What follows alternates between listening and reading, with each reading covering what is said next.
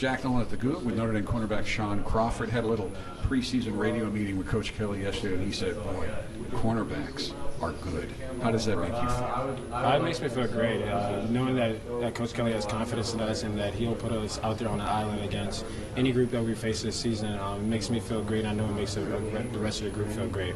You and Julian were good last year, but how are you better this year? I would say consistency. Last year we showed flashes, I felt like, and this year we have a great group. All four of us can play, including Dante and Troy and Julian as well. I think we all can be on the field at any time, and we all can play at a high level. So I think that's what Coach Kelly's talking about, where they say the corners are good, because we don't just have one, we don't just have two. We have a group of four who can just step on the field at any time and make plays. Now, last year, the secondary as a whole wasn't where you wanted it to be. Now, the corners, as good as you were, you needed to improve, and the safeties weren't as good as they needed to be. But in watching practice, this looks like a different unit. How do you believe, as a unit, the secondary has improved? I think just meeting together and just having constant talks in the meeting room and being able to communicate on the field as well. We all have trust in each other. We've been together now for 3 years, this group. And so we have the utmost trust in each other, and that whenever we get on the field, no matter who the corners are, who the safeties are, we've worked with each other so much throughout the off-season, through the summer, and now through camp, that we have trust in each other and that we're confident in one another, and that no matter where the ball goes, we trust that player to make a play. And when you look in front of you, the linebacking core were always young, but you've got two studs as the starters, and that defensive line looks deep and athletic. How does that help you guys in the backfield when the front seven can get the job done, and especially can pressure the quarterback?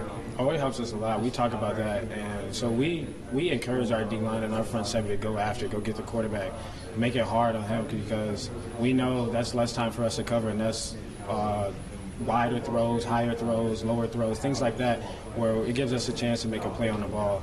And so if we can frustrate that quarterback early and then get our hands on the ball, we're just going to help out the whole team. And also when we have tight coverage in the secondary, we're going to help out the D-line and the linebackers and allow them to make plays. So it goes hand in hand with each other. We read each other and we encourage each other, and we just we really play off each other.